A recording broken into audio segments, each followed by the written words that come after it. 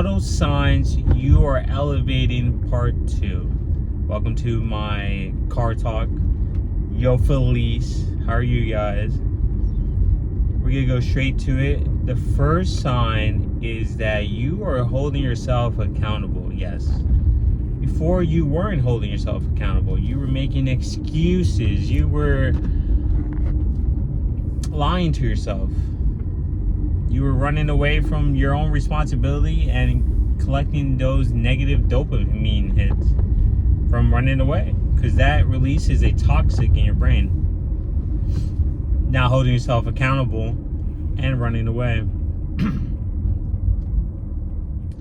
But a sign that you're elevating is when you start holding yourself accountable. No, I said I'm not gonna do this, you didn't do it. Let's say you're not gonna drink energy drinks for a month and you get tempted, but you regain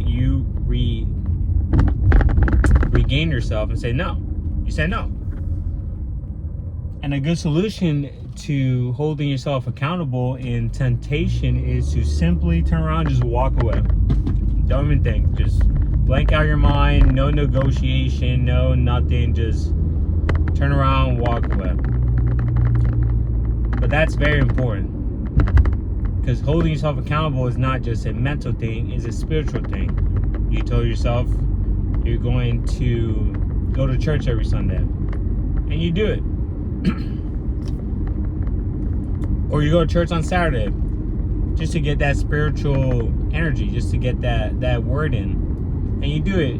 Do that action and holding yourself accountable to your own word as a man. You build self-confidence, because self-confidence is confining in yourself. You confine in yourself. And it's a step-by-step process for those that were, that are elevated. You'll catch your mind trying to make an excuse. You're like, no, shut up, go. That's one sign. The second sign is going to the excuses. You stop making excuses. I mentioned this in my other video, why you're not locked in. Successful people, at one point, majority of them might have been lazy, procrastinators, bums, doubtful, insecure. But at the end of the day, they push through. Maybe they have some regret where if they just pushed through earlier, they would have made it faster. Like, damn, I wasted time. But they don't make excuses, and that's why a lot of them don't really accept excuses. Like, he's one of them. Because when you show that accountability, that grit, that mental fortitude, or I did that. When they confront you, somebody confronts you, did you say this? Yeah, I said it. I apologize. Or you take action to apologize first. That's very powerful, because it shows, okay, one, that builds trust within you, in your word. Two, that puts trust in them, in your word, in your actions. Making excuses is someone who's like running away from the result does,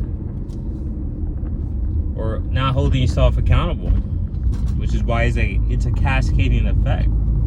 You hold yourself accountable, and it trickles down into not making excuses and pushing through discomfort, which is the third one. You must push. Check out my video. Push through this. Men must push. You must push through discomfort just to expand your wall and your own horizon. You don't want to be a frog at the bottom of a well, because that doesn't help you. You go out there and you try things out. Figure out what you like, what you don't like. Figure out if, damn, I enjoyed this aspect of this business, but I really didn't like 90% of the other ones. So you take what you like and you incorporate into a different endeavor. But to take that action, you had held yourself accountable and not make excuses to push through that discomfort for some time. It's not just a 1 day, 1 week thing. No, you try it out for maybe a year, maybe 2 years, maybe 3 years, and figure out if you like it. Like, okay, I tried it. At least I tried. Because you don't know what the result is going to be. A lot of people live in a fantasy script mentality, especially those who overthink. But that's a different topic. And the solution to pushing through the discomfort is to put yourself out there until you're comfortable being uncomfortable. You're like, man, let me try that. And listening within yourself to your spirit. But you have to trust yourself. And to trust yourself, well, you got to hold yourself accountable to build that self-confidence. Like, damn, I build this body. Damn, I build this business. Damn, I read every day. I said I was going to read it every day. Read every day. Damn, I got my license within a month after trying once. I said, yo, I'm going to do this in a month. Got it in a month. Bam. Busted my ass. You start challenging yourself. For example, shameful plug-in. Check out my manga, my reaction channel. At first, it was very discomforting, like just speaking to a camera within my room.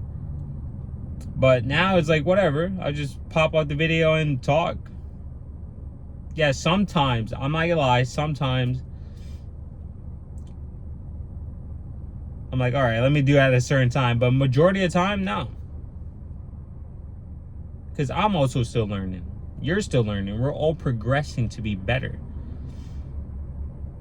But you push through discomfort.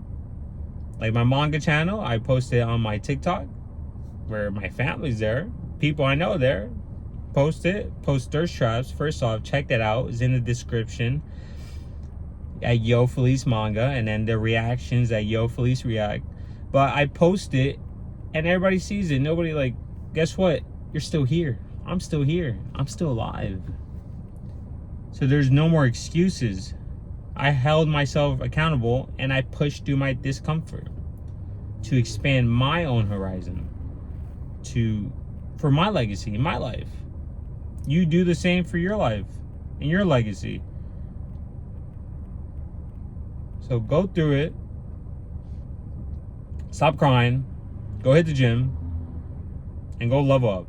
These are subtle signs that you are elevated.